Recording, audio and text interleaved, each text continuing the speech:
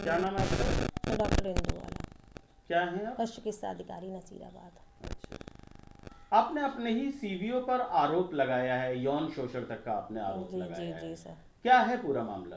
Sir यही मामला है कि ये जब से इन्होंने कार्यभार संभाला है दिसंबर से, उसके बाद इन्होंने ये एक्चुअली में ये उत्तर प्रदेश मुख्य पशु चिकित्सा संघ के ये महामंत्री हैं।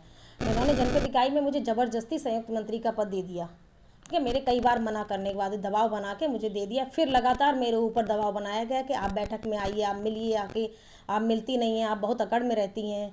और मैंने कई बार इसका विरोध भी किया। हमने कहा सर काम बहुत है, इस वजह से मैंने पहले भी आपसे कहा था कि सर ये सब नेता नगरी मैं नहीं कर पाऊँगी। और उसके बाद ये सर फरवरी में आके महाशिवरात्रि और इतवार की मेरी अनुपस्थित लगा के चले गए। फिर इन्होंने लगातार मेरे ऊपर फिर दबाव बनाया। फिर जब भी फिर तब उसके बाद जब हमने फिर उनकी बात नहीं इस तरह से मानी, तो फिर ये मई में आके सर, और ये मई में आके फिर ये मेरी मतलब मुझे फ़ोन भी नहीं किया, ना मुझे बताया, और ये मेरी एब्सेंट लगा के चले गए। फिर इन्होंने जब 16 तारीख को, मैं 16 मई को सर ऑफिस में स्पष्टीकरण देने की, तो इन्होंने मेरे साथ बहुत अभद्र व्यवहार किया। और जब मैंने बाथरूम की बात कही कि आप सब गए थे तो एक बाथरूम सर चेक कर लेते, महिला होने के नाते मुझे खुले में जाना पड़ता है, तो उन्होंने अभद्रता करते हुए मुझसे कहा कि बाथरूम तो लगभग सब जगह यही समस्या है, तुमको बहुत प्रॉब्लम होती है, अब नौकरी करना हमको आपको अच्छे से सिखा देंगे, फिर क्या आपका किया? करियर बर्बाद कर देंगे, आपको हम सिखाएंगे अब नौकरी करना होता क्या है। उसके बाद सर ये 27 मई को फिर विभागीय बैठक में इन्होंने हमें रोका। सबके जाने के बाद सब चले गए, उसके बाद मुझे ज़बरदस्त रोका गया। और फिर उसके बाद ये कहीं विभागीय कार्य से चले गए थे। लगभग 1 डेढ़ घंटे बाद लौट के आए कि जब तक मैं आ ना जाऊँ तब तक आप यहीं बैठी मिलना।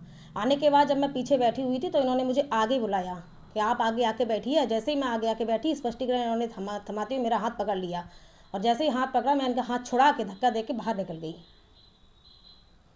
और क्या सर, उद्देश्य था इनका हाथ पकड़ने अब सर उद्देश्य यही था, ये अपने मनमानी करना चाहते हैं। महामंत्री पद इनके पास है ना, का? अच्छा, उसकी तो मनमानी करना लेकिन चाह रहे हैं ना ये सर। जैसे हम चाहेंगे वैसे आपको रखेंगे और आपको रहना पड़ेगा। तो ये 9 दिन जब आप ये आए थे जांच करने, तो आप एब्सेंट थी, तो फिर अब मैं उसमें अनुपस्थित थी ही नहीं, मैं तो गौशाला में थी। इन्होंने मुझे फ़ोन करके बताया भी नहीं कि आप कहाँ हैं, ना मुझे सूचित किया।